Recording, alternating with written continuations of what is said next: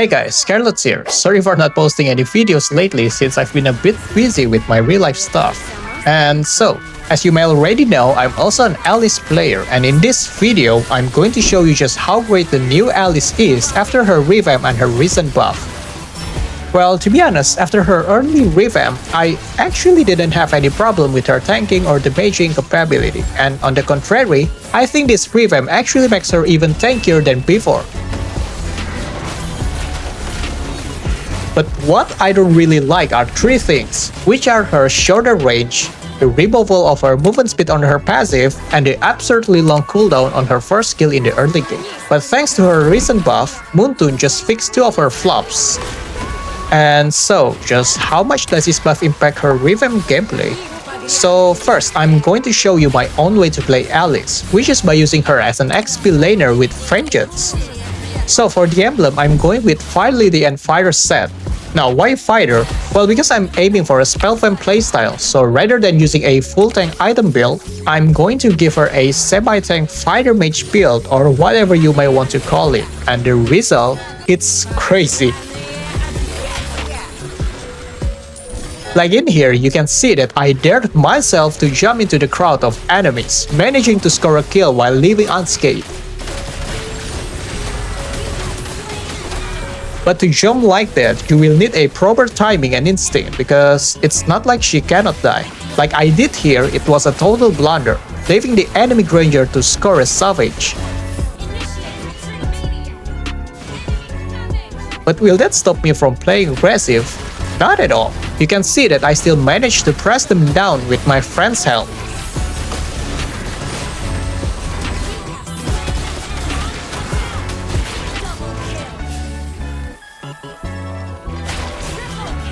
But after that, I died again from not being able to handle that much damage.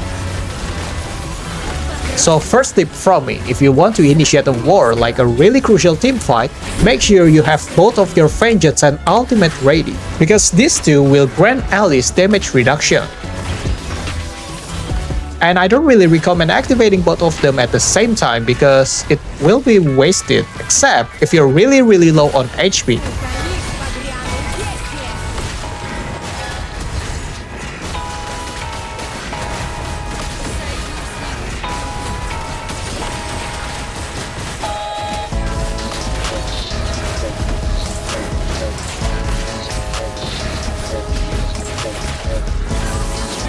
And if you notice, most of my deaths are because my Vengeance isn't ready. And do you know why Vengeance can also play such important part? Well, that's because when you activate it, you gain both damage reduction and reflection. And this reflection will make your enemies hesitate or stop hitting you so you are able to heal really fast. Now another tip from me is to just play aggressive if their damage dealer is away or dead, because you literally won't be able to die even when they are using life-bait items, thanks to her 100% uptime passive. And the only way to kill a fully built Spellvamp Alice is by picking an anti-tank hero or by teaming up to take her down. And if you play Alice, always aim at their backliner because that's what your first skill is made for. And thanks to her recent movement buff, Brute Force's movement passive, and 40% cooldown reduction, Alice's mobility in the late game is undeniably one of the best for a tank initiator hero. For me, the revamped Alice after the buff is really great because she is able to tank and deal damage at the same time. Well, it may look like I'm overvaluing her too much, but I really am, and I cannot deny that. But this only applies if we are able to reach the late game, because Alice in the early game teamfight is a bit weak. I mean, we all know that the old Alice was also a late game hero, but her revamp really makes her weaker since she now has a shorter range, lower damage on her first skill, and a long cooldown even after the buff that will really limit her mobility in the early game. But at least her early landing capability isn't that bad. That's why for me, I'll need to farm for at least these two items before engaging in the war, because after Alice gets clocked and concentrated, that's when her power spike is unlocked.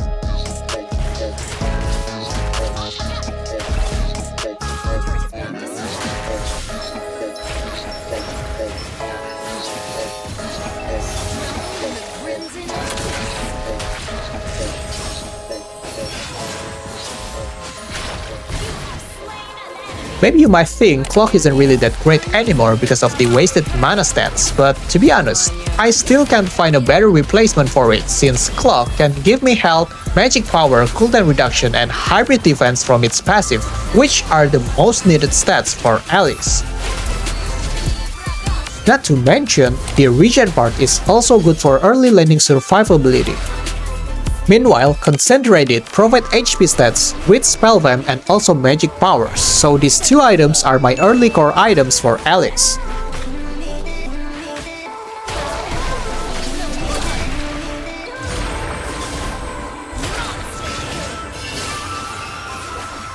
So when playing Alice, it's all about timing, like knowing when to enter or initiate a fight, timing on when to cast her ultimate, when to use the Vengeance spell, and things like that. And again, I strongly recommend you to play really careful if you don't have Vengeance, because here, I'm dead again without it. But at least you can see that I'm still able to tank that much damage even without Vengeance. And here, this moment is the right timing to activate both Ultimate and Vengeance combo because I'm really low on health, but after activating those two, my health just got recovered with a solo double kill on them. Next tip, as usual, if you love playing a Spellvamp fighter, always fight in the minion wave so you can have more sources of healing, like I did in here.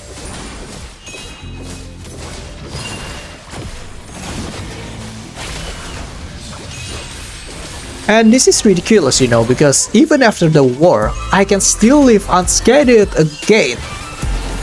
So I decided to re-enter the fight to play with them alone without Vengeance, and the result, yeah, that again.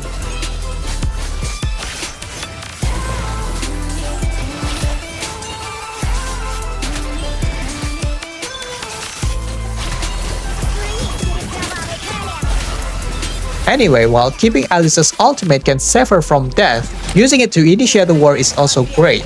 Just make sure you are able to catch some enemies or their backliner to separate them from their tank. Now I think I just captured a really great highlight of her. So here you can see that 3 of my friends are dead, leaving me alone with a very low health. But because I still have both Vengeance and Ultimate ready along with a bunch of minion waves, I can easily turn the tide even if they are cutting off my healing, making their comeback fail.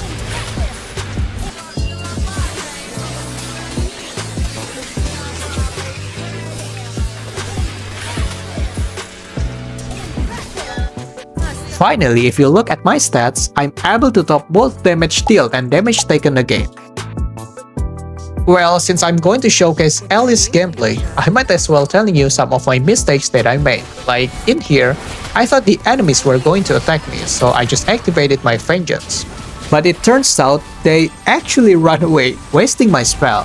So just activate Vengeance if your health is maybe below health. And for the highlight of this match, I will try to dive into 4 enemies to show you just how tough she is in terms of damage and tankiness, and sorry if it's a bit late.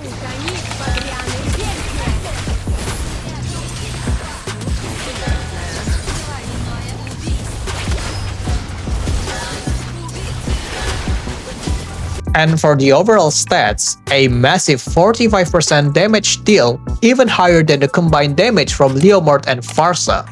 And for the damage taken, it's almost 50% of the total damage taken in your team. Yeah, I'm speechless.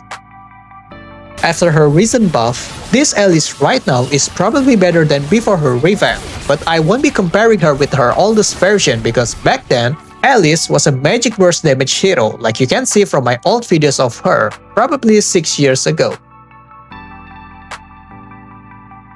Now back to the present, I still have 2 more gameplays for her, so I'll just highlight some great moments from the rest of the matches. Starting from the 4th game, even though Alice's laning ability is better than before, against Dyrod, who is her foster child I guess, is a bit too much, since Dyrod's early laning phase is a monster, thanks to my parenting ever since I kidnapped him. Now let me tell you, this match was terrible because my Karina was having a fight with the Saber roam, while the Saber has never played as a roamer before. So I had to take command of the team the whole time while also dealing with Karina being sulky, and it was a total disaster until I was able to make him apologize. Thank God he was still willing to listen to my commands, which led us to a comeback victory. But how does Alice's revamp affect this match output? Well, let's start from the first scene. I was able to kill Dairot since he went offside, followed by their Chow, but unfortunately I couldn't kill him. Next, after getting Queen Swings, I dared myself to jump into the crowd and thankfully, I managed to separate their formation, resulting in 2 kills.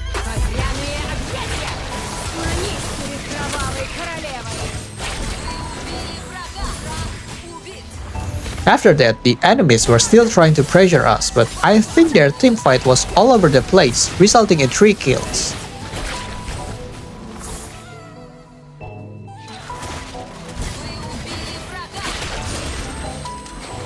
Next, after my team took down Fanny, I stepped in to eliminate Dairot who was trying to reach her, which was then followed by the deaths of Selena, Lord, and Beatrix.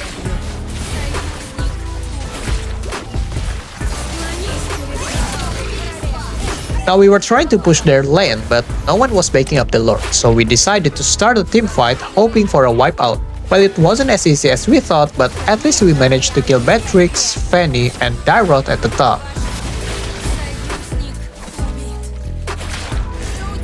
Next, we tried to take the next Lord since 3 of our enemies were dead, so we thought it would be a free Lord. But suddenly, Beatrix cast her ultimate, killing 2 of my teammates and leaving me alone with the Lord. Since I didn't want it to be wasted, I dared myself again to defend the Lord, hoping it could at least take one of their turrets, though it didn't really work out.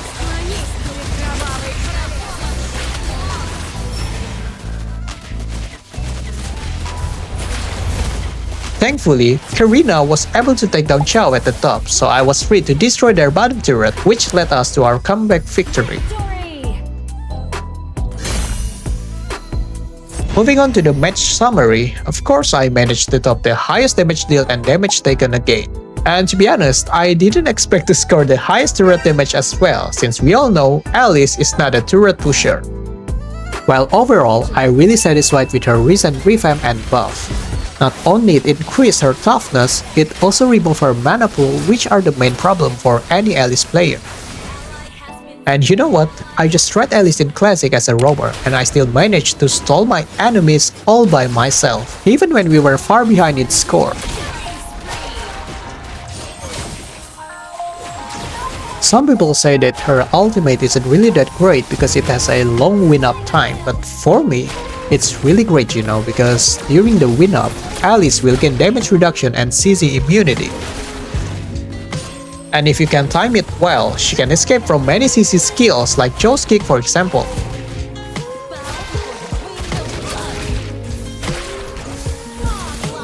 Now, how long am I able to stall while my team takes the Lord?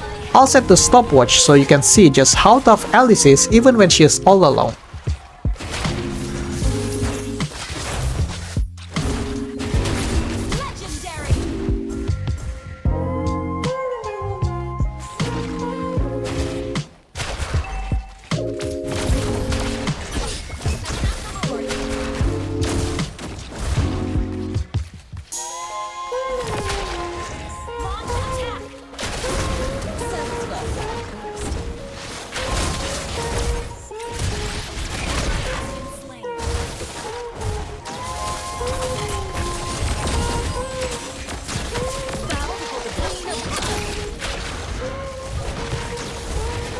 The Lord was just taken down, but since this is just a classic match, I decided to continue holding them off until I died.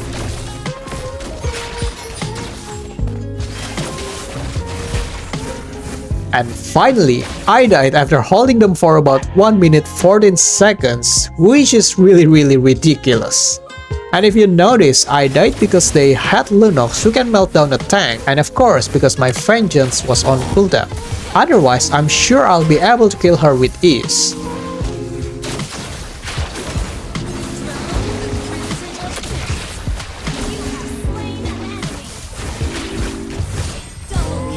Moving on to the match summary. Of course, I'm leading all the stats again, but this time as a roamer Alice. Though it's not really ideal to play her that way in ranked, since the enemy can just end the game in the early or mid phase. But if you manage to stall until late game, then this might also happen even in ranked matches. Last words, Alice is much better than before her revamp. Just make sure not to overcome it if you want to enter a tip fight, especially in the early to mid game. Even in the late game, if her skills are on cooldown, you might have to rethink your decision before initiating a fight. That's why another skill you need to have when playing Alice or any competitive game is decision making. My only advice if you want to master Alice is probably the same as mastering any other hero, which is by practicing her a lot so that you will know the timing for when to enter, escape, or re-enter a fight. One tricking isn't a problem because honestly, I love seeing people use their one-trick hero instead of blindly picking meta heroes, which often leads to feeding because they cannot use them properly. And if you are afraid that you'll be a feeder, you can try playing in classic matches first or ask your team to accompany you while learning a new hero in ranked game.